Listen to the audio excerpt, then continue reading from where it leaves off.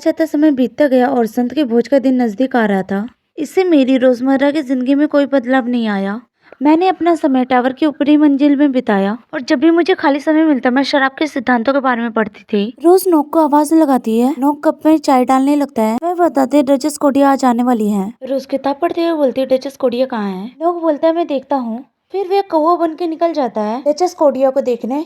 रोज सोचते मेरे पास अभी भी समय है। नोक जादू इस्तेमाल करना जानता है और एक आदर्श बटलर है और वह काफी उपयोगी है। ड्यूक स्टेल, मैं आपके महल में आना चाहूंगी निके कोडिया। वह मन में सोचते मैं उसे भोज में जरूर देखूंगी। वह मुझे पहले से ही क्यों देखना चाहती है। शायद वो ये सोच रही होगी कि वह बच्चा जिसे वह बचपन में जानती थी वह कैसे पला बड़ा। मैंने उस समय जिस औरत को देखा था वह अविश्वसनीय रूप से आकर्षक और मजबूत दिखती थी। सौंदर्य की परिभाषा थी। मुझे पूरा यकीन है कि वह अभी भी खूबसूरत है। वह जन्म से ही डचेस बनने के लिए पैदा हुई थी। शायद ये एक पारिवारिक विशेषता थी, लेकिन जब बात कोडिया परिवार की आती है तो कई पीढ़ियों तक नारी शक्ति का उदय अत्यंत तीव्रता से बढ़ी। इसलिए ये परंपरा और रिवाज था कि सत्ता के केंद्र में डचेस होना अनिवार्य था। एस्टेल परिवार के बिल्कुल विपरीत है। तभी नोक उसके चेहरे के बिल्कुल करीब आकर बोलता है आपको क्या परेशान कर रहा है। रोज नोक को धक्का देते हुए बोलती है क्या मैं परेशान दिख रहा था। नोक बोलता है हाँ। रोज सोचती है मुझे विश्वास नहीं हो रहा कि मैंने इसे अपने चेहरे पे इतना स्पष्ट रूप से दिखाया था। नोक रोज के चेहरे को छूते हुए बोलता है तुम्हारी आंखें पीड़ा से गुजर रही है। बोलकर नोक अपना हाथ पीछे कर लेता है। रोज सोचते है क्या नोक हमेशा से इतना भावुक था या सिर्फ मेरे आसपास ही ऐसा व्यवहार करता है। नोक बोलता है अगर आप कष्ट झेल रहे हैं तो भाग जाइए, अगर आप भाग नहीं सकते तो मरना पड़ेगा। रोज सोचती उपन्यास में बताया गया था को बहुत ही ज्यादा दर्द सहना पड़ा होगा। आखिर उस भयानक जादूगर के टावर से बच निकलने से पहले परिणाम स्वरूप नोक एक भावुक उदासीन व्यक्ति बन सकता था। यहाँ तक कि खुश व्यक्ति भी। उसका कोई परिवार या दोस्त नहीं था। शायद वह यूरा के प्रति जुनूनी है क्योंकि उसके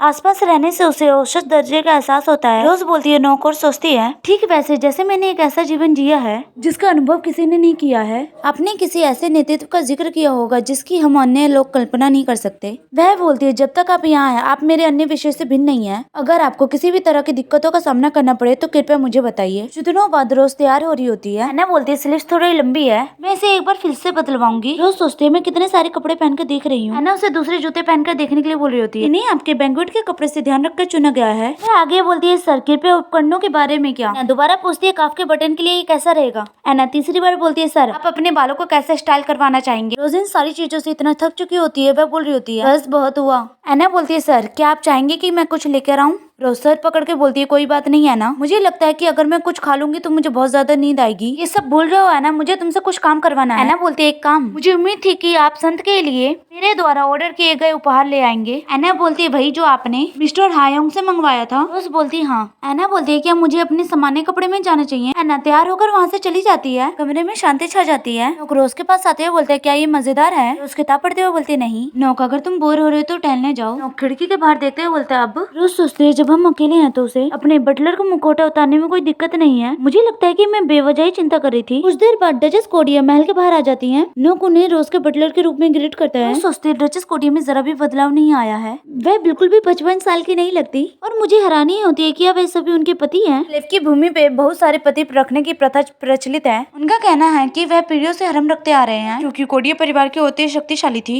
स्लेव क्षेत्र एक जहाँ पे औरत सामाजिक रूप से शासन करती है। नोक मुस्कुराते हुए रोज की तरफ देखता है। सीन डचेस कोडिया और रोज की तरफ होता है। डचेस कोडिया चाय पीकर कप नीचे रख देती हैं। रोज बोलती है डचेस कोडिया। डचेस कोडिया रोज की तरफ देखकर मुस्कुराते हुए बोलती है हाँ ड्यूक एस्टेल। रोज बोलती है क्या मैं आपसे पूछ सकती हूँ कि आज आप मुझसे मिलने क्यों आई हैं। डचेस कोडिया बोलती है मैं भोज से पहले कम से कम एक बार आपसे मिलना चाहती थी। मैं देखना चाहती थी वह बच्चा कैसे बड़ा हुआ और वह किस तरह का ड्यूक बना। मुझे बस अपनी जिज्ञासा से प्रेरणा मिली थी। रोज सोचती है वह क्या कहना चाह रही है कि वह इतनी दूर से सिर्फ मेरा चेहरा देखने आई है। रोज बोलती है और आपको क्या लगता है कि मेरा बचपन कैसा रहा। ये सुनकर डचेस कोडिया मुस्कुराते हुए बोलती हैं तुम बिल्कुल जैना की हमशक्ल हो। ये सुन के रोज हैरान होकर सोच रही है जैना वेरोनिका, मैंने काफी समय से अपनी माँ का नाम नहीं सुना है। डचेस कोडिया बोलती है कैलिगो ये है, जानकर बहुत ही राहत मिली कि तुमने उस कमीने का पीछा नहीं किया। रोज सोचती है मैं अपने पिता जैसी नहीं हूँ, मैंने ऐसा पहले कभी नहीं सुना। सब लोग कहते हैं कि मैं ड्यूक कैलिगो की हूबहू कॉपी हूँ। जब मैं पहली बार अपने पिता से मिली थी मुझे लगा कि मैं उससे मिलती जुलती हूँ। जब उसने मेरी माँ का नाम लिया तो उसकी आवाज में स्नेह झलक रहा था। वह डचेस कोडिया की तरफ देखते हुए सोचती है लॉर्ड कोडिया आप मेरी माँ को कैसे जानती हैं। डचेस कोडिया बोलती है जैना यहाँ आने से पहले मेरी नौकरानी थी। वह खूबसूरत लड़की थी और हम बचपन से ही करीब थे।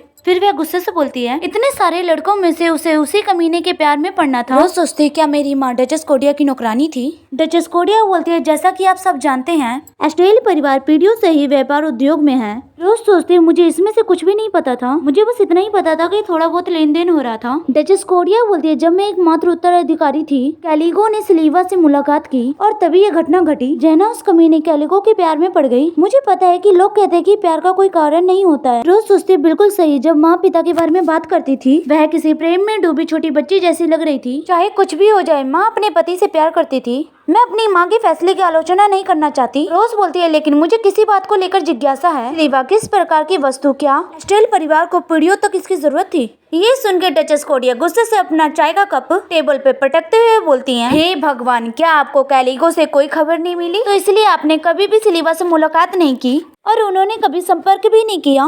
कैलिगो खुद कुछ साल में एक बार सिलीवा जाया करता था। रोज सोचती है, पिताजी जरूर साल में 2-3 बार नहीं रहते थे सिलीवा से मिलने के लिए। डचेस कोडिया बोलती है, जैसा कि आप जानते हैं, सिलीवा के पास विकास के लिए संसाधन कौशल मौजूद है, बहुत सारे पेड़ पौधे, इसलिए वह जब भी मिलने आता था तो वह जिस संसाधन की तलाश में होता था, बोलती है जरूर ये किसी ने जानबूझकर किया होगा। वह सोचती जरूर किसी खास तरह का पौधा जिसके बारे में वह सबको नहीं बताना चाहता था। इसका हमारे परिवार की ताकत से कुछ लेना देना है, शायद इसका इस्तेमाल शराब या जहर के लिए किया जाता हो। डचेस कोडिया चाय पीते हुए बोलती है, बिल्कुल सही। फिर वह गुस्सा होकर बोलती है, मुझे पता था कि किसी को भी नहीं पता है कि उसकी मृत्यु कब होगी, लेकिन मैं अपने बच्चों को यह बात कैसे नहीं सिखा सकता था। वह चिल्लाते हुए बोलती है, वह सड़ा हुआ कमीना। रोज शांति से चाय पीकर बोलती है, आप मुझे जानकारी दे सकते हैं, मेरे पिता ने जो कुछ लिया आपसे उस पर? डचेस कोडिया मुस्कुराते हुए बोलती है, बिल्कुल, मुझे ये ज्ञान साझा करने में बहुत खुशी होगी। डचेस कोडिया बोलती है, सूर्य अस्त होने लगा है, मुझे अब जाना चाहिए, मुझे अपने पति की चिंता होने लगी है। रथ में बैठे हुए बोलती है, ड्यूक एस्टेल, आपके साथ अच्छा समय बीता। बोलती है, मुझे भी आपके साथ बहुत अच्छा लगा, मुझे लगता है कि हम भोज में मिलेंगे। मेरे सभी सवालों का जवाब देने के लिए धन्यवाद। मैं आपको कुछ भेजना चाहता हूँ, अगर आप मुझे बता दें कि आपके कितने पति हैं, मैं उसके अनुसार भेजूंगा। डचेस कोडिया मुस्कुराकर अपने पति को सलाहते हुए बोलती है, मेरे अभी उतने पति नहीं है, मेरे पास लगभग अभी 5 ही हैं। रोज सोचते हैं केवल। डचेस कोडिया एक झलक नौकर देखकर बोलती हैं, बस बात यहीं पे खत्म होती है। मुझे लगता है कि आपकी परख बहुत ही गहरी है ड्यूक, मैंने बस उसे एक पल के लिए देखा, लेकिन आपके पास एक असाधारण बटलर है। नॉक डचेस कोडिया को ग्रीट करते हुए धन्यवाद बोलता है। डचेस कोडिया मुस्कुराते हुए बोलती है, लगभग इतना काफी है कि मैं उसे चाहूँ। रोज परेशान होकर मन में सोचती है, मैंने लगभग उसे कह ही दिया था कि उसे अपने साथ ले जाए। डचेस कोडिया बोलती है, हालांकि उसे दूसरों को इतनी भयानक आग भरी नजरों से देखते हुए देखकर वह रोज के करीब आकर उसके कंधे पे हाथ रखते हुए बोलती है, मुझे लगता है कि मुझे उसके प्रति वासना रखने के बारे में अधिक सावधान रहना चाहिए, मुझे दूसरों के फूल में कोई भी दिलचस्पी नहीं है। ये सुनकर रोज हैरान होकर बोलती है, आपका क्या मतलब है? डचेस कोडिया रोज के मुंह पर उंगली रखते हुए बोलती है, कोई बात नहीं। वह हंसते हुए बोलती है, सिलीवा में बहुत सारे पति रखने की प्रथा काफी आम है।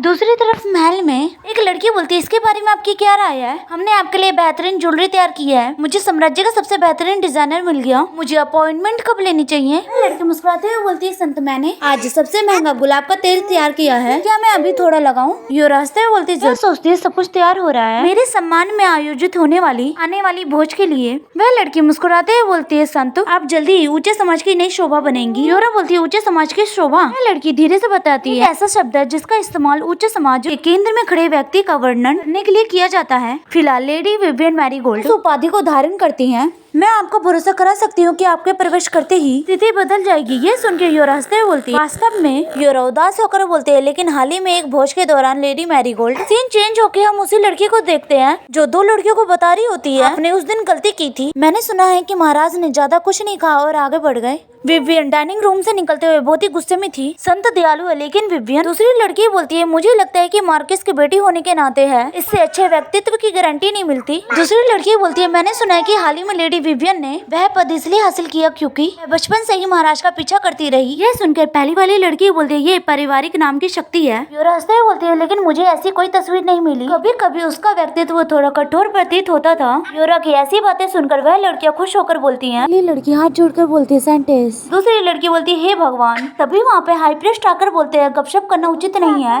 योरा मुंह फुलाकर बोलते हैं, मैं क्षमा चाहती हूँ हाई प्रीस्ट। हाई प्रीस्ट खिड़की के बाहर देखते हुए बोलते सेंटेस। तभी हाई प्रीस्ट की उंगली पे आकर एक चिड़िया बैठ जाती है। इस चिड़िया को छूते हुए बोलते हैं, आज हवा ठंडी है, मुझे लगता है कि गर्म कपड़े पहनना बेहतर होगा। ये सुनकर वह लड़की बोलती है, ठीक है, मैं समझ गई। वह लड़की योरा को तैयार कर देती है। हम देखते हैं योरा जो इस वक्त खूबसूरत दिख रही होती है, वह हंसते हुए बोलती है, आपको क्या लगता है कि ये योर मैजेस्टी को पसंद आएगा? हाई प्रीस्ट बोलते हैं, जी हाँ, आप भले ही सबसे साधारण कपड़े पहने, पूरा यकीन है कि आप सुंदर लगेंगी। योरा हंसते हुए बोलती है, वास्तव में? प्रीस्ट बोलते हैं, ये दिया हुआ है, संत आप आप एक ऐसे प्राणी जिसे सभी प्यार करते थे। हम देखते हुए चिड़िया भी वहाँ से उड़ जाती है। देखते हैं कुछ देर उड़ जाने के बाद उस चिड़िया के अंदर से ओरा निकलने लगता है। सीन चेंज होकर रोज की तरफ होता है जो किताब पढ़ रही होती है। वह किताब को पूरा पढ़ के बंद कर देती है। सोचते हैं मुझे इस किताब को खत्म करने में काफी समय लग गया, क्योंकि मैं पढ़ते पढ़ते खुद ही सीख रही हूँ, मुझे प्रयोग करके देखना चाहिए। सही बोलती है, हाँ ये बिल्कुल सही रहेगा। वह जादू इस्तेमाल करते हुए बोलती है कंकाल। यह बोलने पर उस कंकाल को काला ओरा छाने लगता है। उसका पैर हिलता है। रोज मन में ही उस कंकाल को हिलने के लिए बोलती है। कंकाल जैसे ही आगे बढ़ता है उसकी हड्डियां मुड़ जाती है और वह नीचे गिरने लगता है। तभी अचानक ही रोज की आंखें हैरानी से बड़ी हो जाती है, क्योंकि उसके शरीर में दर्द होने लगता है और वह खून की खांसी करने लगती है।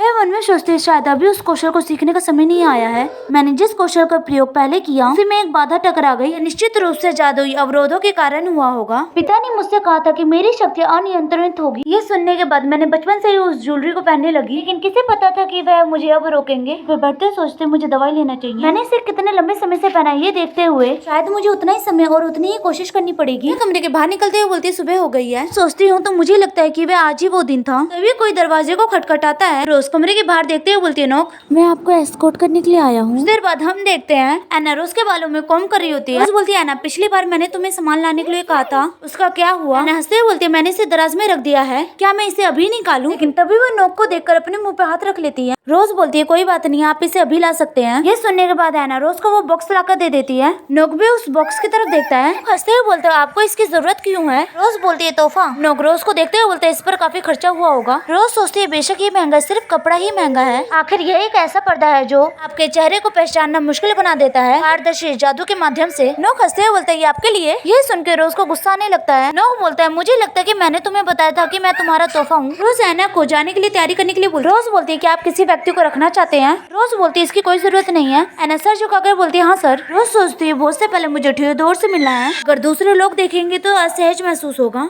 रोज नोक कर देखते हुए बोलती है क्या बात है? नोक उदास होकर बोलता है मेरा क्या? रोज गुस्सा करते हुए बोलती है मैं किसी को भी अपने साथ नहीं ले जाऊंगा। नोक मासूमियत से रोज को देख रहा होता है। रोज खुद को जाकर शीशे में देखती है और नोक रोज को देखकर मुस्कुरा रहा होता है। रोज नोक को देखते हुए बोलती है नहीं। नोक बोलता है आपका क्या मतलब है? रोज बोलती है कुछ भी मत करो। नोक बोलता है मैं तब ऐसा करूंगा। खुद से बोलती है नोक पर ध्यान न देने के लिए। रोज अपने बालों को पीछे करने लगती है। नोक आके रोज की मदद करने लगता है, जिससे रोज हैरान हो जाती है। नोक बोलता है भोज में मौजूद सभी लोग आपको देखेंगे, उन्हीं में से किसी एक को आपको उपहार मिलेगा। ये बोलने के बाद वह रोज के बालों को चूमते हुए बोलता है मैं बस इतने में ही संतुष्ट हो सकता हूँ। सीन चेंज होकर महल का होता है। ड्राइवर बोलता है हम पहुंच चुके। एक आदमी वहाँ आकर बोलता है ड्यूक एस्टेल। मैं उसे पत्र देते हुए बोलता है ये एम्परर का पत्र है। रोज उस पत्र को देखती है जिसमें लिखा होता है उस जगह आओ। रोज सोचती है उस जगह। महल के दीवारों के अंदर जंगल के कोने में एक मंदिर है। पेड़ों के पीछे एक छोटी सी खुली जगह है। कभी मेरे छिपने की जगह हुआ करती थी। जब भी मैंने महल का दौरा किया तो उस जगह का नाम लेता है तो जरूरी। फिर रोज की नजर एम्परर पर जाते हुए बोलती है योर मैजेस्टी। एम्परर रोज की तरफ देखकर बोलते रोजेंटा।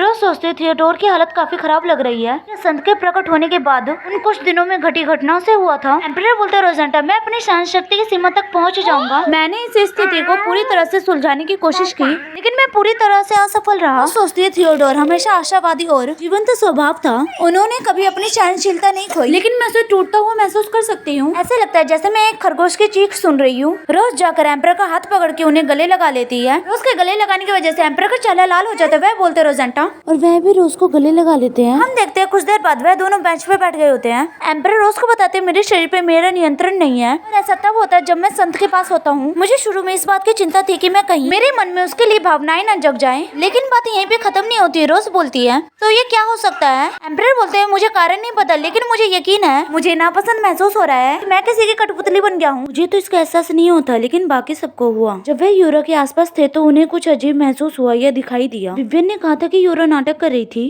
और थियोडोर कह रहा है कि उसे ऐसा लगा कि जैसे वह कठपुतली बन रहा हो। शायद अब तक मैं मूल उपन्यास में कुछ ज्यादा ही डूबी हुई थी, केवल जंगलों पर ध्यान देना, छोटे पेड़ों पे नहीं। उसको अपनी सोच में गुम हुआ देखकर एम्परर बोलते रोजेंटा मैं तुम्हें सच बता रहा हूँ, मुझे उसमें कोई भी दिलचस्पी नहीं है। उसके संत होने का महत्व साम्राज्य और मेरी प्रतिष्ठा को बढ़ाने में ही सहायक होता है। मुझे लगा कि अगर वह यहीं पे रुक जाएगी तो अच्छा रहेगा। शुरू से ही हमारे देश का कोई राजकीय धर्म नहीं था। रोज सोचते मूल उपन्यास से विपरीत थियोडोर ने यूरा के लिए कोई भावना विकसित नहीं की। विवियन के काफी करीब हो गया है, जिसके साथ उसके संबंध खराब होने चाहिए थे। मैं तो बस एक सहायक कलाकार हूँ और मैं अब भी उन दोनों के मौजूद और सब कुछ बदल गया है। एक उपन्यास सिर्फ एक उपन्यास है। इस दुनिया में प्रत्येक व्यक्ति इसे आकार देता है। इतना उनका अतीत बदल गया, क्या उसके भविष्य का बदलाव टाला न जा सके?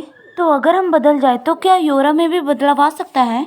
ये सोचकर रोज बोलती, योर मैजेस्टी चिंता मत करो, इसे मुझ पर छोड़ दो। तभी वहाँ पे कौवों की आवाज आने लगती है। तभी वहाँ पे विवियन आकर बोलती है, रोजेंटा। एम्परर और रोज की नजर विवियन पे जाती है। एम्परर को वहाँ देखकर विवियन घबरा जाती है। फिर वह जल्दी से दूसरी तरफ देखने लगती है। फिर वह कुछ सोचकर सामने की तरफ चेहरा कर नीचे की तरफ देखते हुए बोलती है, योर मैजेस्टी पत्र के लिए धन्यवाद। उस दिन मैंने थोड़ा जानबूझकर ऐसा व्यवहार किया था। मुझे यकीन है कि आप कठिन परिस्थिति में थे, क्योंकि इसमें संत का मामला शामिल था। पर विवियन की तरफ देख रहे थे। विवियन आगे बोलती है, इसलिए मैं माफी के तौर पे एक तोहफा लाई हूं। कहते हुए विवियन का कान लाल हो जाता है। सामने की तरफ फूल देते हुए बोलती है, अगर ये आपको पसंद नहीं है तो आप इसे फेंक सकते हैं। एम्परर फूल लेके हंसते हुए बोलते, मैं ऐसा कैसे कर सकता हूँ, ये बहुत ही अच्छा तोहफा है। और उस दिन मैंने जिस तरह अपना गुस्सा व्यक्त किया वह भी सीमा को पार कर गया। मुझे आपसे माफी मांगने की इजाजत दे विवियन। तो क्या हम भोज की ओर चले? और मुझे सबसे आखिरी में प्रवेश करना चाहिए था, तो कृपया विवियन के साथ चले जाइए रोजेंटा। दूसरी तरफ पार्टी हॉल में सभी लोग आपस में बातें कर रहे होते हैं। तभी अनाउंसमेंट होती है विवियन और रोज के आने की। पार्टी हॉल में सभी की नजर उन पर होती है। देखकर लोग बोल रहे होते हैं, जरूर उन दोनों के बीच में कुछ चल रहा है। उन लोगों की बातों पर ध्यान न देकर वह दोनों पार्टी में डांस करने लगते हैं। डांस खत्म हो जाने के बाद विवियन वहाँ से जाते हुए बोलती है, मैं बाकी औरतों से मिलने जा रही हूँ। रोज बोलती है, ठीक है बाद में मिलते हैं। कोई बोलता है, ड्यूक एस्टेल हमेशा की तरह बेहद ही खूबसूरत। रोज की नजर उस आदमी पर जाती है। वह आदमी आगे बोलता है, मैरीगोल्ड के साथ डांस काफी अच्छा प्रभाव छोड़ा। रोज हंसते हुए बोलती है, हाँ ये सब उस औरत की डांसिंग स्किल की वजह से है। वह सोचते हुए मेरी ज्यादा चापलूसी करने की कोशिश कर रहा है। मुझे बस कुछ जवाब देना है और फिर मैं चली जाऊंगी। तभी रोज की नजर नोक पे जाती है। उसे पार्टी में देखकर हैरान होती है। वह सोचती है, नोक उसे तो जागीर में होना चाहिए था, वह यहाँ क्यों है, वह भी महंगे सूट में। नोक मुस्कुराते हुए रोज के पास आके खड़ा हो जाता है। रोज बोलती है, तुम यहाँ क्यों हो? नोक हंसते हुए बोलता है, मैं एक खूबसूरत औरत की मदद कर रहा हूँ जिससे मेरी कुछ दिनों पहले अचानक मुलाकात हुई थी। मैं उसका अंगरक्षक हूँ। रोज मन में सोचती है, नोक ये बदमाश किसी तरह की चाल चली है, नहीं इससे कोई फर्क नहीं पड़ता है, ये इत्तेफाक हो सकता है, उसकी मदद की किसी भी हालात में जरूरत है। रोज बोलती है, ये वाकई में काम कर गया, क्योंकि हम इस तरह से एक दूसरे से मिलते रहते हैं। मुझे आपसे एक काम कराने की जरूरत है। ये सुनकर नोक हैरान हो जाता है। रोज मुस्कुराते सोचते हुए, मुझे हमेशा हैरान करता रहता है, इस बार उसे सरप्राइज देना अच्छा रहेगा। अभी अनाउंसमेंट होती है संत की और हाई प्रीस्ट के आने की। ये सुनकर रोज का भी ध्यान उसी तरफ चला जाता है। यूरा हाई प्रीस्ट के साथ पार्टी के अंदर आ रही होती है। यूरो को देख रही होती है। रोज बोलती है, नोक। रोज भोज के दौरान यूरो पे नजर रखने के लिए बोलती है। पार्टी हॉल रोशनी से जगमगा रहा होता है। उस पार्टी हॉल में किसी को ढूंढ रही होती है। तभी उसकी नजर डचेस कोडिया पे जाती है। उनके पास जाते हुए बोलती है, डचेस निको कोडिया, काफी समय हो गया है, आपकी बदौलत मैंने काफी ज्ञानवर्धक समय बिताया। सुनकर डचेस कोडिया मुस्कुराते हुए बोलती है, सुनने में अच्छा है। अपने पर्स में से कागज निकालती है और रोज से बोलती है, ये आपके पहले सवाल का जवाब है। रोज उस कागज को लेकर धन्यवाद बोलती है। डचेस कोडिया वहाँ से जाते हैं, उसे संभाल के रखने के लिए बोलती है। वह वहाँ से चली जाती है। वह सोचते इस नोट में पिता को स्लीवा से प्राप्त सारी चीजों का वर्णन है। अभी वह यूरो की तरफ देखकर सोचती है, हाँ यूरो काफी खुश दिख रही है, बातचीत करने में इतनी व्यस्त है। नोक कहाँ है? वह आसपास ही होगा। अभी रोज की नजर नोक पे जाती है, जो यूरो पे नजर रख रहा होता है। रोज सोचते हुए, इतनी सारी शराब क्यों पी रहा है? मुझे उम्मीद है कि वह शराब पीकर नशे में धुत नहीं होगा। तभी कोई बोलता है, ड्यूक एस्टेल। उस आदमी को देखकर उसको गुस्सा आ जाता है। वह आदमी हंसते हुए बोलता है, इस बात को एक अरसा हो गया है। आदमी रोज के पास आकर बोलता है, हमेशा एक जैसे रहता हूँ, सारा दिन व्यस्त रहता हूँ, इनकी निगरानी करते रहता हूँ। तभी रोज की नजर व्हाइट बाल वाले आदमी पे चली जाती है। आदमी को देखकर सोचते है, धुंधली धूसर आंखें मानो राख से ढकी हो, मैं उसे देखते ही पहचान सकती हूँ। हाथ बढ़ाते हुए बोलती है, आपसे मिलकर अच्छा लगा। Duke elf snow. Duke elf कुछ न बोलकर उससे हाथ मिलाकर उसे हेलो बोलते हैं। उनके हाथ मिलाने की वजह से हैरान होती है। वह सोचती है, ठंडा बिल्कुल उत्तर की तरह। इस पर वह राज करता है। उत्तर के ग्लैकिस प्राचीन काल में ये हिम भेड़ियों का हुआ करता था। भेड़ियों का मिश्रित नस्ल का कबीला साथ रहता है। भीषण ठंड और हिमपत के कारण घर में बंद रहने से बहुत सारे लोग मर जाते हैं। इनाम स्वरूप ये एक बंद समाज बन गया। रोज हंसते हुए बोलती है, आखिरकार हमें बाकी सभी ड्यूक से मिलने का मौका मिल गया। एल्फ बोलते हैं, हाँ ऐसा ही लगता है। ये बोलने के बाद उन तीनों के बीच में शांति छा जाती है। कुछ नहीं बोल रहा होता है। टाइटेरियम के ड्यूक हंसते हुए बोलते हैं, ड्यूक एस्टेल क्या आपको संत से बात करने का मौका मिला? रोज बोलती है, हाँ हमारा आमना सामना हो गया था। ये सुनकर टाइटेरियम के ड्यूक हंसते हुए बोलते हैं, उम्मीद थी कि आप ऐसा कर सकते हैं। मुस्कुराते हुए बोलते, मुझे भी उससे मिलवाओ। सोचते हुए लक्कड़ बग्गा क्या कर रहा है? रोज बोलती, मुझे खेद है लेकिन मैं उसके इतने करीब नहीं हूँ। आप अकेले ठीक रहेंगे, मुझे साथ ले जाने की कोई जरूरत नहीं है। टेरियम के ड्यूक बोलते, बिचौले की भूमिका होने से किसी का करीब आना आसान हो जाता है बातचीत शुरू करने की तुलना में। रोज सोचते, मैं अपनी जिंदगी आसान बनाने के लिए इतनी मेहनत क्यों करूँ? ड्यूक एल्फो बोलते, लगता है बहुत देर हो चुकी है। दोनों को समझ नहीं आता वह क्या बोल रहे हैं। तभी ड्यूक एल्फ इशारा करते हुए बोलते हैं, संत पहले ही जा चुकी है। हम देखते हैं कुछ देर पहले पार्टी हॉल में नोक मुस्कुरा रहा होता है। कोई बोलता है, एक लड़की बोलती है, मैंने सुना है कि आप लेडी मार्गरेट के साथी के रूप में आए, आप दोनों कैसे मिले? नोक मुस्कुराते हुए बोलता है, एक कैफे में चाय पीते हुए अचानक एक दूसरे से मिल गए उसने मुझ जैसे देहाती साधारण व्यक्ति को एक नेक इंसान बना दिया। एक शानदार अवसर है, वाकई में एक असाधारण औरत है। लोग मन में सोचता, अगर मुझे पता होता कि वह मुझे देखते ही मोहित हो जाएंगी, मुझे मोहक जादू का इस्तेमाल थोड़ा कम करना चाहिए था। एक झलक यूरो को देखता है, हाई प्रीस्ट से बात कर रही होती है। वह औरतें अपना बकवास अभी भी कर रही होती है, लेकिन नोक का ध्यान यूरो की तरफ होता है जो पार्टी हॉल से जा रही होती है। उसे ज्यादा देख औरतों से बोलता है, आपको बीच में टोकने के लिए क्षमा चाहता हूँ, लेकिन मुझे माफ कर दे।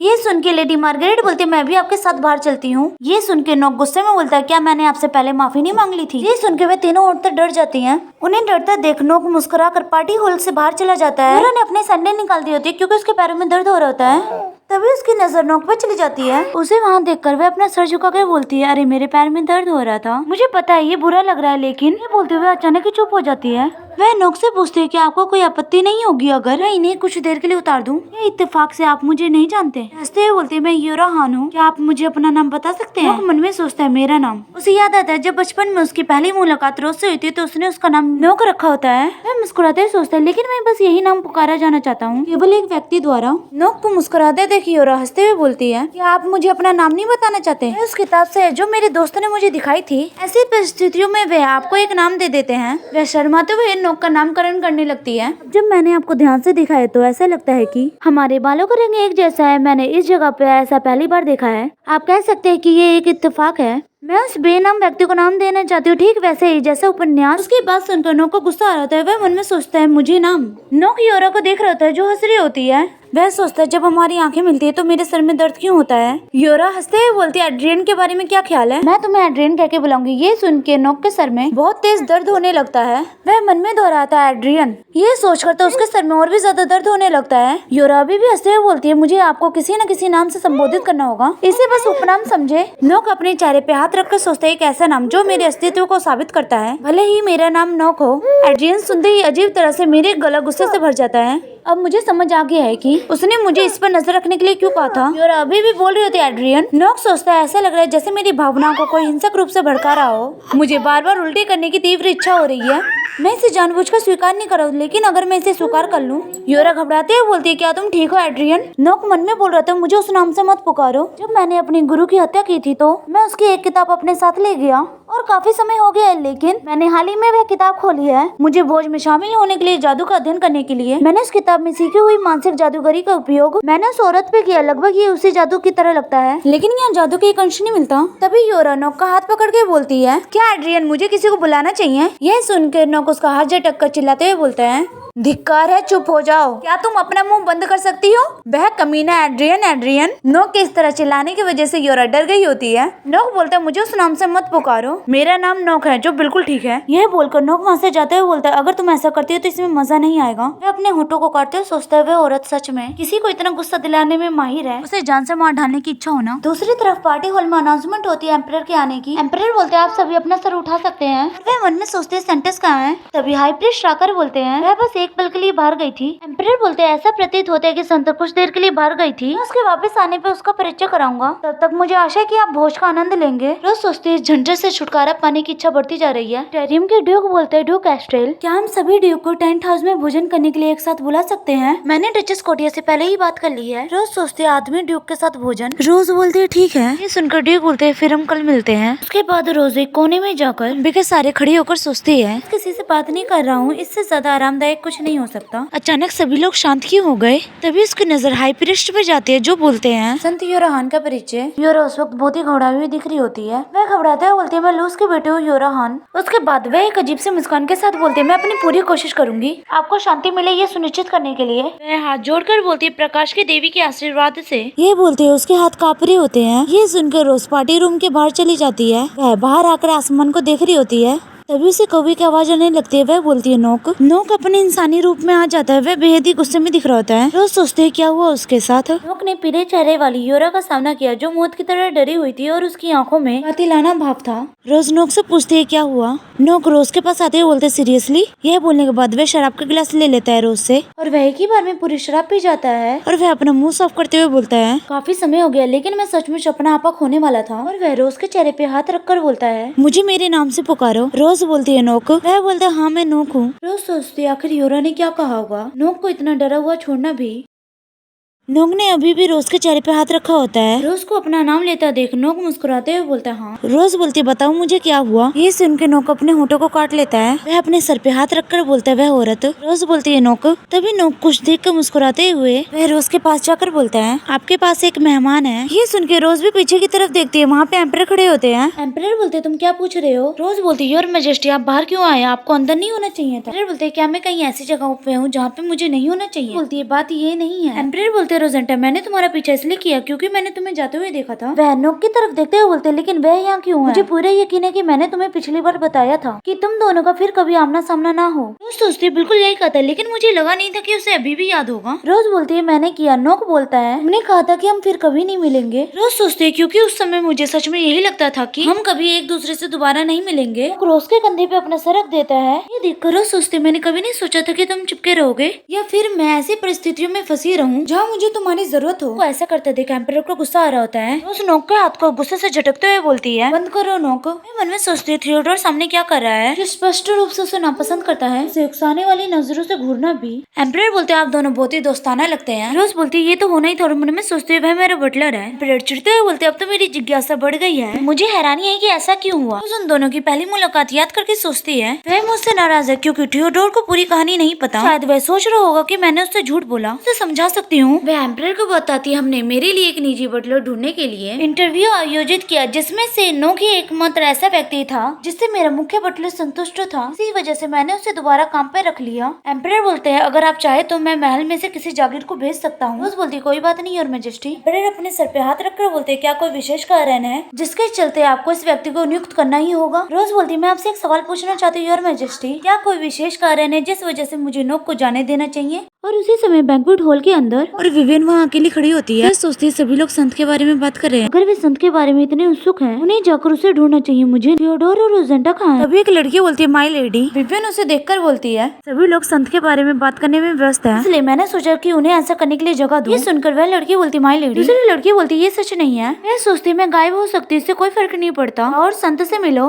विवियन वहाँ से जाते हैं बोलती अगली बैंक्वेट में मिलते हैं। सोचते क्या थियोडोर रोजेंटा छत पे होनी चाहिए, मुझे अभी से उसकी झलक दिख रही है। रोजेंटा शायद सबसे पहले इसलिए छुप गया था क्योंकि उसे बैंक्वेट का ज्यादा शौक नहीं है। थियोडोर भी उसके पीछे चला गया। मुझे हैरानी की अगर मैं वहाँ पहुँच जाऊँ तो उनकी क्या प्रतिक्रिया होगी। मैं वहाँ से जा ही रही होती है तभी कोई उसका हाथ पकड़ लेता है। विवियन पलट कर देखती है तो वह योरा होती है। वह हंसते हुए बोलती है माय लेडी आप कहाँ जा रही हैं। अपना हाथ हटाकर बोलती मुझे खेद है, मैंने तुम्हें बिना बताए पकड़ लिया क्योंकि मैं तुम्हें देखकर बहुत ही उत्साहित थी। सोचते है क्या वह भूल गई है पिछली बार डाइनिंग रूम में क्या हुआ था। व्यवहार क्यों करिए जैसे हम दोस्त हो। मुझे पता नहीं है कि वह क्या कर रही है लेकिन चलो उसे नजरअंदाज करे। यह सोचकर विवियन वहाँ से जा रही होती है। तभी अचानक योरा चिल्लाते हुए बोलती है लेडी मैरीगोल्ड तुम उस दिन की घटना को लेकर अभी तक मुझसे नाराज हो। ये सुनकर विवियन रुक जाती है और वह गुस्से से उसकी तरफ देखते हुए सोचती है उसे क्या लगता है कि वह अभी क्या कर रही है। मानो उसकी बदतमीजी इतनी काफी नहीं थी और अब वह मुझसे लड़ने की कोशिश कर रही है। नहीं चलिए तर्क संगत तरीके से सोचते हैं। अपने ही भोज में संत से लड़ाई ये मेरी अपनी इज्जत को धुला करने से अलग नहीं है। ये सोचकर विवियन हंसते बोलते बिल्कुल नहीं, मुझे कहीं जाने इसलिए क्षमा कीजिए। ये सुनकर योरा चिल्लाते हुए बोलते झूठ में सब कुछ पहले से ही जानती हूँ। मुझे पता है कि आपकी और योर मैजेस्टी की सगाई हो चुकी है। मैंने कभी भी आपसे योर मैजेस्टी को छीनने का इरादा नहीं किया था। ये सुनकर विवियन गुस्से से सोचते क्या वे अभी यहीं पे नाटक कर रही है। ये कहते हैं योरा की आंख से आंसू निकलने लगता है। महसूस होते ही वह जल्दी से अपना चेहरा दूसरी तरफ कर बोलती है मैं माफी मांगती हूँ, मेरा रोने का इरादा नहीं था। तभी हाई प्रीस्ट योरा का होकर संभालने लगती है। अपने चेहरे को ढककर बोलती है ये क्या हो रहा है। विवियन बोलती हाँ मुझे समझ आ गया, मुझे बात समझ में आ गई है, मुझे समझ में आ गया, कृपया मुझे क्षमा करें। सोचती है रोजेंटा की सलाह सुनने का यही सही समय है, इसलिए नहीं बच सकते क्योंकि आपको डर लग रहा है। आप ऐसा इसलिए करते क्योंकि वह गंदा होता है। रोते हुए बोलती है माय लेडी मुझे बस एक सवाल पूछने दीजिए, आप सचमुच में योर मैजेस्टी और ड्यूक के बीच अपने प्यार के लिए रस्साकसी तो नहीं छेड़ रही हैं? ये सच नहीं है ना।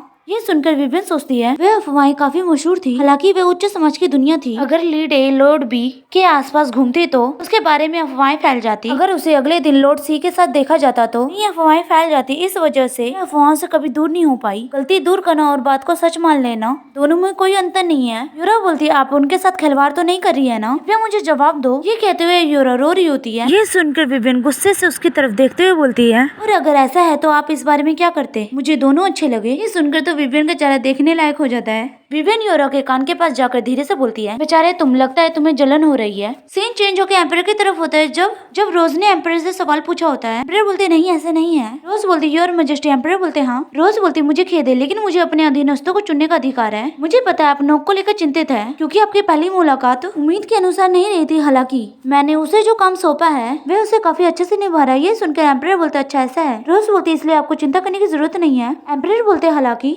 वह नोक की तरफ इशारा करते हुए बोलते मुझे अभी भी चिंता है। दूसरी तरफ नोक बड़े ही आराम से आसमान को देख रहा होता है और वह एक नजर एम्परर को देखते हुए बोलता है आपकी बातचीत खत्म हो गई। रोज सोचती उसने सबके सामने खुद को एक आदर्श बटलर के रूप में पेश किया, सिवाय मेरे। फिर भी वह थियोडोर के सामने बेफिक्र रहता है। रोज बोलती है तुम यहाँ क्या कर रहे हो? नोक हंसते हुए बोलते हैं मुझे लगता है कि रात्रि आकाश का आनंद लेना कहा जा सकता है। रोज बोलती है तो क्या आपको नजारा पसंद आया? नोक बोलते बहुत ज्यादा। ये देखकर रोज सोचती है ये बात बेशक मजाक है, यह पहली बार नहीं है, इसलिए मैं इसे नजरअंदाज कर सकती हूँ। लेकिन थियोडोर, जैसा कि रोज ने सोचा था, एम्परर बोलते हैं एक बटलर के लिए ये वाकई बहुत ही शानदार रवैया है। रोज बोलती है क्योंकि वह मेरे साथ सहज महसूस करता है। ये सुनकर एम्परर बोलते हैं क्या इसका कोई मतलब है? चाहे वे कितना भी सहज महसूस करता है ये बात मायने ही नहीं रखती। रोज बोलती है हम बचपन से एक दूसरे के करीब थे, तो मुझे इससे कोई आपत्ति नहीं है। रोज सोचती मुझे अपराध बोध महसूस हो रहा है क्योंकि मैंने झूठ बोल दिया था, लेकिन फिर भी ये लंबी बहस से बेहतर होगा। और वह दोनों ऐसे ही बहस करने लगते हैं। नोक आराम से उनकी बातें सुन रहा होता है। फिर एम्परर अपने आप को शांत करके बोलते हैं वह तो एक शांत ड्यूक। मैं सोचती है क्या तुमने थियोडोर की बात जानबूझकर बीच में काट दी? परेशान होकर नोक को जाने के लिए बोलती है। ये सुनकर नोक बोलता है क्या ये कोई आदेश है? रोज सोचती है ऐसे लगता है वह मुझसे कुछ चाहता है। वह बोलती है चलो एक सौदा करते हैं। मन में सोचती है कुछ ऐसा जो नोक को पसंद आएगा।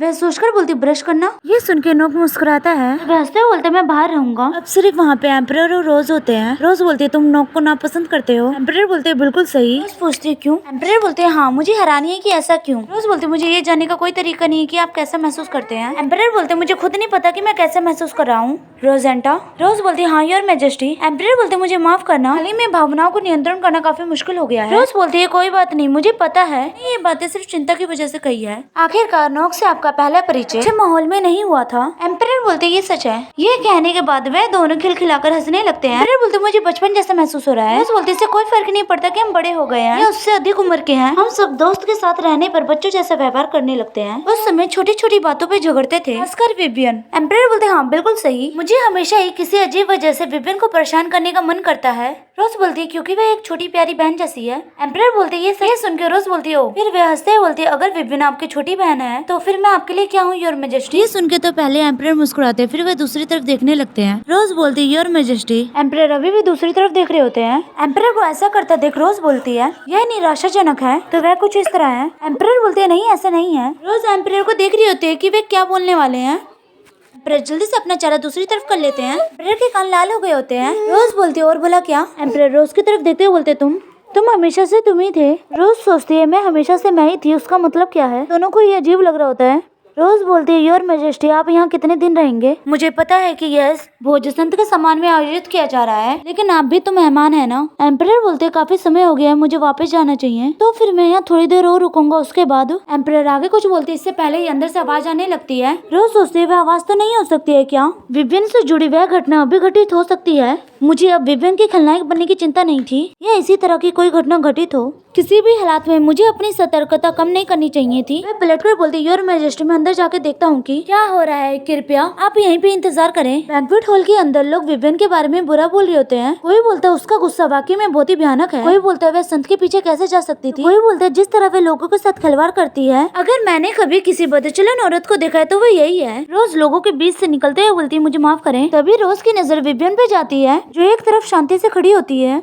रोज बोलती है विवियन रोज को वहाँ देखकर हंसते हुए बोलती है रोजेंटा। रोज देखते है विवियन का चेहरा लाल हो गया होता है। वह उसके चेहरे को छूते हुए बोलती है किसने तुम्हारे साथ ऐसा किया? यूरो रोते हुए बोलती है आप कैसे कर सकते हैं? योर मैजेस्टी और ड्यूक से पंगा लेने की हिम्मत ना करना। रोज यूरो को देख रही होती है, जिस वजह से यूरो घबरा जाती है। वहाँ पे हाई प्रीस्ट आके यूरो को संभालने लगते हैं। लोग कहते हैं ऐसे लगता है कि वह इसलिए नहीं बोल पा रही क्योंकि वह उन्हें दुख पहुँचाना नहीं चाहती। वह संत बहुत ही दयालु है। रोज सोचती है थप्पड़ विवियन को पड़ा था, वह यूरो को बचाव कर रहे हैं, विश्वास नहीं हो रहा। रोज बोलती है संत शायद आपको ऐसी बातें कहने से बचना चाहिए। चाहिए। विवियन बोलती है कोई बात नहीं ड्यूक, और वह देखते हुए बोलती है हाई प्रीस्ट, क्या आप संत को शिक्षित करने के उद्देश्य से यहाँ नहीं रुके थे? सोचते हुए मंदिर की शिक्षा प्रणाली पे सवाल उठाने की कोशिश कर रही है। यूरा के मापोको की कमी का मुद्दा बनाना। हाई प्रीस्ट मुस्कुराते हुए बोलते ये सही है, हालांकि क्योंकि वह एक अलग दुनिया से आई थी, ऐसा लगता है कि इसके रीति रिवाजों का पालन करना कोई आसान काम नहीं है। मैं आपकी समझ की आशा करता हूँ। विवियन बोलती है समझ, ठीक है मैं समझ जाऊंगी। और वह योरा को देखते हुए बोलती है हालांकि मुझे इसे वापस करना होगा। यह बोलकर विवियन योरा के मुंह पे चाटा मार देती है। ये देख योरा का चेहरा डर से बैगनी हो जाता है। विवियन शांति से बोलती है मुझे आमतौर पर संतुष्टि महसूस करने के लिए प्राप्त राशि का दुगना चुकाना पड़ता है, लेकिन इस बार मैं आपके लिए एक विशेष छूट दूंगी संत। वह वहाँ से जाते हुए बोलती है अब मैं चलती हूँ, आपकी शाम अच्छी बीते संत। रोज योरा को देख रही होती है जिसने अभी भी अपने चेहरे पे हाथ रखा होता है। वह रोते हुए बोलती है मेरा मतलब वो नहीं है। विवियन बोलती है ओ। योरा की तरफ देखकर मुस्कुराते हुए बोलती है आपने मेरे द्वारा उन दोनों लोगों की तुलना करने के बारे में कुछ कहना था? आपको इस बारे में उन दोनों से पूछना चाहिए, मुझसे नहीं। ड्यूक एस्टेल और योर मैजेस्टी ही वह लोग हैं जो मुझे इतना पसंद करते हैं। यह बोलकर विवियन वहाँ से चली जाती है। हम देखते हैं बगीचे में विवियन आगे चल रही होती है, रोज पीछे कर रही होती है। विवियन जाकर एक बेंच पे बैठ जाती है। फिर उसकी तरफ देखते हुए बोलती है अगर आपको कुछ मुझसे कहना है तो मेरा सुझाव है कि आप अभी ऐसा ना करें, मैं भी पूरी तरह से हैरान हूँ। रोज विवियन के पास बैठकर बोलती है अच्छा काम। ये सुनकर विवियन की आंखें बड़ी हो जाती है। रोज विवियन की तरफ देख कर मुस्कुराने लगती है, जिससे विवियन भी हंसने लगती है। विवियन रोज से योर मैजेस्टी और उसके बारे में पूछती है। रोज बोलती है हम दोनों छत पर थे, लेकिन मैंने उसे वहीं पे रुकने के लिए कहा था क्योंकि मुझे लगा कि परिस्थिति गंभीर हो सकती है। विवियन बोलती है उस औरत ने ऐसा जताया जैसे मैं कोई खलनायक हूँ, इसलिए मैंने ये उसके लिए किया। रोज बोलती है आपने उसके लिए क्या किया? विवियन पहले तो शांत होती है, फिर उसके होठों पे एक मुस्कान आ जाती है। वह हंसते हुए बोलती है मैंने उसे एक खलनायिका की तरफ बहुत बुरी तरह कुचल दिया। रोज पहले विवियन को देखती है, फिर उसके सर को सहलाने लगती है, जिसे देख विवियन बोलती है सुनो रोजेंटा। वह रोज के पास आकर धीरे से उसके कान में बोलती है वह औरत उसमें कुछ तो अजीब है। रोज धीरे से पूछती है ऐसा कैसे? विवियन धीरे से बोलती है वह मुस्कुराई। विवियन याद करके रोज को बताती है मुझे थप्पड़ मारने के बाद वह रोने लगी और इससे पहले कि मुझे जवाब देने का मौका मिलता वह दौड़कर हाई प्रीस्ट की बाहों में जा गिरी। वह बस कांपते हुए चली गई। लोगों की सहानुभूति पाने के लिए उसने अपनी पूरी कोशिश की। उसने तुरंत ही लोगों को अपने पक्ष में कर लिया, लेकिन वह मुस्कुरा रही थी मेरी ओर सीधे देखते हुए। सीन चेंज होकर ड्यूक के महल का होता है। रोज अपने कमरे में आते हुए बोलती है नोक मुझे पूरा यकीन है कि आपने अपना कार्य पूरी तरह से कर लिया है। नोक बोलता है आपका कोट कहाँ है? रोज बोलती है मैंने आपको जो करने के लिए कहा था उसके बारे में क्या? नोक रोज के पास आकर उसके कपड़े को ठीक करने लगता है। नोक बोलते है जब हम यहाँ आए तो आपने अपना कोट कहाँ छोड़ दिया? रोज सोचते हुए जानना चाहता है कि मैं कहाँ थी। वह बोलती है मैंने इसे विवियन को उधार दे दिया था। नोक कपड़े को पकड़े हुए बोलता है अच्छा ऐसा है, मैंने तुम्हें उनके साथ भोजन घर से निकलते हुए देखा था। बोलकर नोक वहाँ से जाने लगता है। को इस तरह करता देख रोज बोलती है नोक, फिर वह अपनी आंख बंद कर लेती है। रोज जल्दी से जाकर नोक को दीवार में सटाकर खुद उसके सामने आकर बोलती है मैंने आपसे पूछा था कि कैसा रहा? नोक मुस्कुराते हुए बोलते है इतना बुरा नहीं है। वह रोज के चेहरे पे हाथ रखते हुए बोलते है तुम मुझे इस तरह दीवार में सटा रही हो।